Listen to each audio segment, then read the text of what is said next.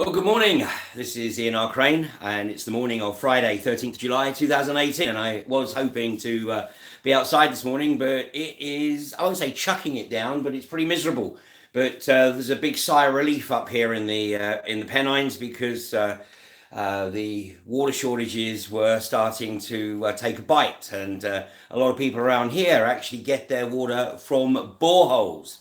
The only good news for them is that they are outside of the targeted fracking area in the north of England, but nonetheless, they are still very sensitive to the fact that the license is actually stopped just a few miles away to the northwest from here. Well, the title of this morning's broadcast is "Want to Stop Fracking? Then Prepare to be Sectioned," because as I explained yesterday, the democracy that people still want to believe that we have in this country is nothing more than a charade. The UK is a corporatist state, and basically the corporations have free rein to do whatever they want. So commerce is the absolute precedent for anything in the country. And basically, anybody who is running a business, particularly if that business is sanctioned by central government, then if there is any opposition to that business, then all that corporation has to do is go to a legal firm and engage them to pursue injunctive relief through the courts. And of course, basically, this requires that all those involved effectively put their humanity on hold. They have to completely ignore the potential negative impact of their activities and just focus on the objectives of the corporation. And of course, they are motivated to do that because of, well, in most cases, their greed. In other cases, just because they fear it is the only way in which they can get sufficient financial resources to be able to keep a roof over their head and food on their table. And of course, this is the sad factor of a materialist society, that we have lost the ability to connect with the wider realm. And so for the vast majority of people, and who can blame them, because this is the way they are conditioned right from the get-go, they have to participate in the corporatocracy to be able to survive. So the reality is that those who hang on to their humanity and wish to challenge the corporations are undoubtedly a threat. And, we see, obviously, in so many ways. I mean, if somebody happens to be on the corporate either neutralized, sort of being put in a role where they harm, paid off if they start to become uncomfortable with the activities of the corporation. And in being paid off, of course, they are required to sign a receipt and release and non-disclosure agreement to say that basically they take this money in return for keeping their mouth zipped.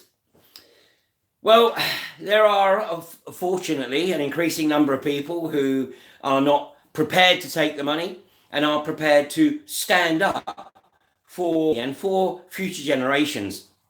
But all around the material world, there are different experiments going on as to how to neuter those who wish not to conform or subject themselves to the corporatist state.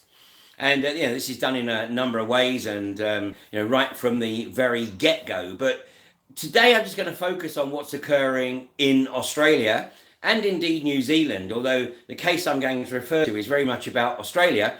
But I know of a very similar case from 2006 in New Zealand, but I'll save that one for another time. But right now in Australia, a lady by the name of Fiona Wilson, who used to be on the payroll of Origin Energy. Now, Origin Energy is one of the companies that has been fracking the bejesus out of southern Queensland, and indeed one of the companies that was instrumental in driving George Bender to commit suicide some 2.5 years ago.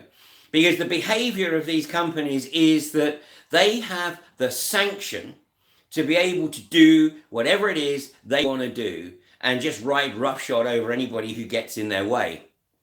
Well, this lady, Fiona Wilson, it would seem, became somewhat concerned about the activities of her employer and decided that she had to be able to live with her conscience, and started to push ahead with raising awareness of the dangers associated with this technology. Well, earlier this year, she was designated as a fixated threat. And this is the term used in Australia. And originally it was designed to prevent people in public life from stalkers. But it's the rules of engagement, if you like, have now been expanded so that anybody who has the audacity to speak out against the government agenda and who makes any kind of serious impact is at risk of being labelled as having a fixation on their cause, and therefore being a fixated threat. And under the fixated threat assessment process, they can then be sectioned. And Fiona Wilson was taken into protective custody against the will of herself and her family, and she was given a course of antipsychotic drugs. And she is now, although she's released, but she has to report back to the assessment centre and be dosed up so that basically she cannot pursue her fixated threat against the unconventional gas industry and against the politicians who are receiving significant chunks of funds from the unconventional gas industry. And therefore they knew to her. And of course, in doing so, what they are hoping to do is to scare the crap out of anybody else from speaking their mind, from challenging the industry. Now, this is in Australia. So don't think for 1 minute that ultimately the game plan isn't to implement this elsewhere. And, the English-speaking countries, the US, Canada, Australia, to a lesser extent these days, South Africa, and of course New Zealand. These countries are effectively all operating under a very similar legal process. And so, it shouldn't come as any great surprise to find that, when a law is introduced in one of these other countries, then ultimately, and sometimes very quickly, it finds its way onto the statute books in the UK. And then, of course, in addition to that, we've got the European legislation to deal with. And it doesn't look like that's going away anytime soon, does it?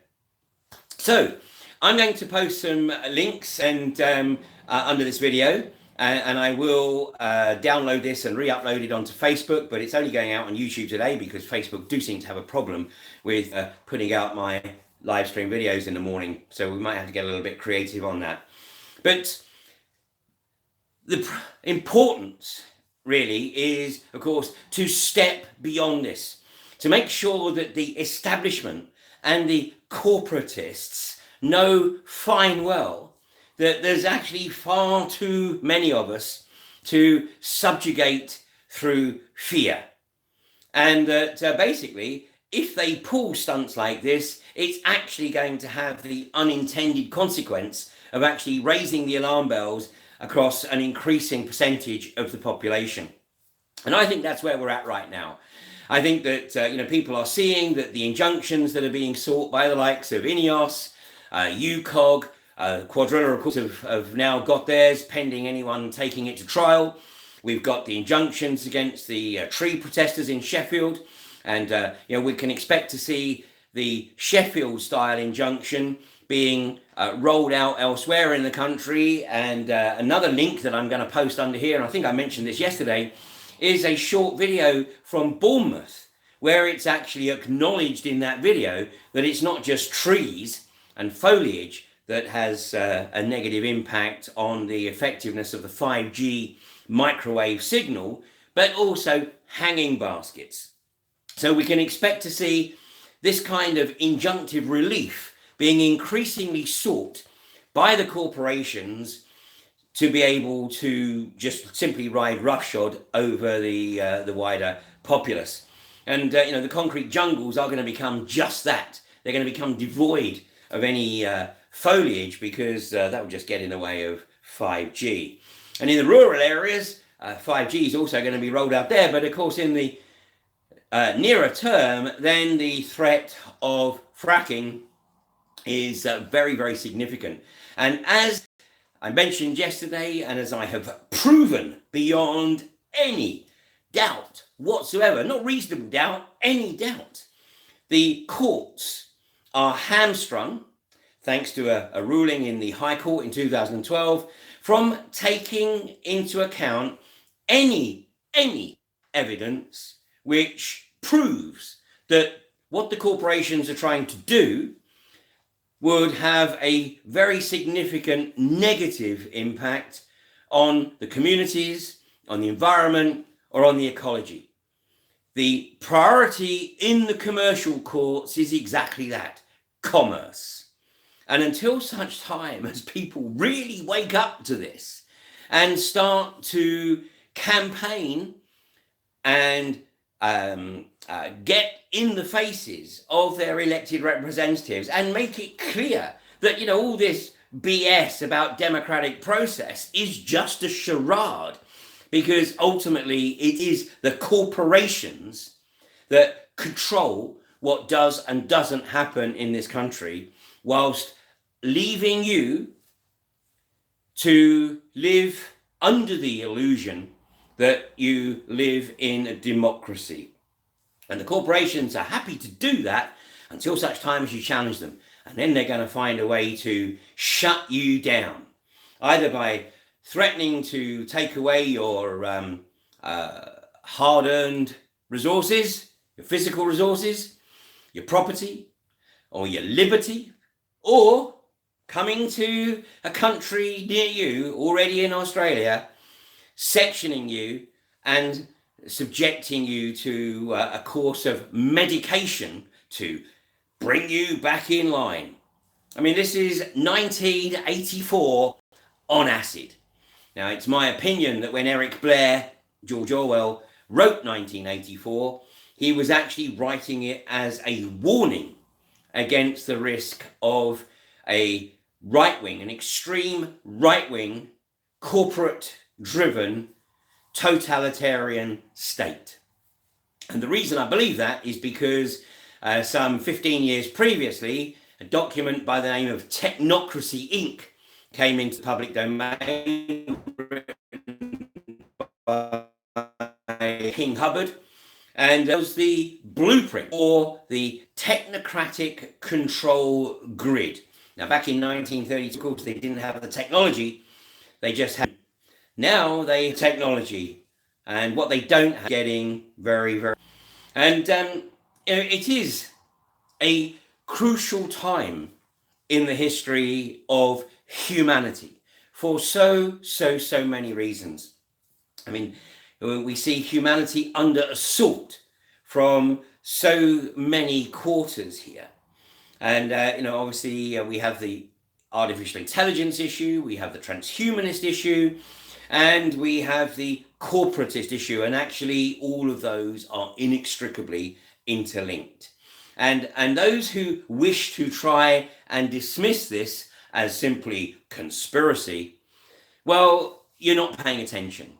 And unfortunately, you are succumbing to the palliative that is thrown out to keep people dumbed down and just keep watching the football. Well, there's no need to watch it anymore, is there? So you might as well do something useful and do your own research and come to the realization that unless each and every one of us participates in some way in trying to recover the humanity within society, then the corporatist administration is simply going to ride roughshod, and we will be condemning future generations to lives of unimaginable abject misery. And hopefully also within the legal profession, just maybe, we may eventually trigger some humanity within the judges who sit in the corporate courts, because they can hide behind a single ruling and say, well, I can't even actually consider that evidence because of Samid versus the City of London back in 2012.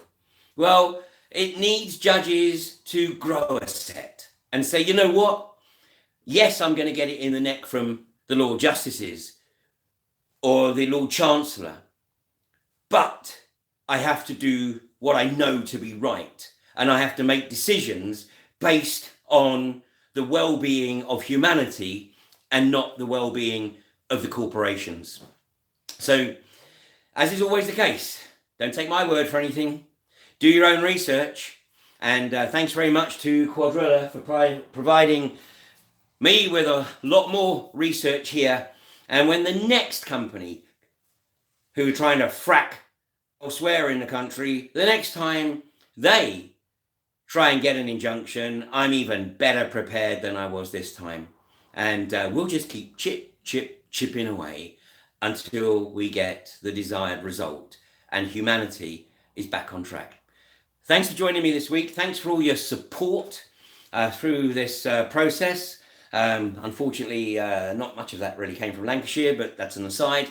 There's a whole other story there, and I think more and more people are starting to take an interest in what is really going on in Lancashire. But meanwhile, you have a great weekend, and I will be back in my more usual locations in the outside next week. You have a great weekend.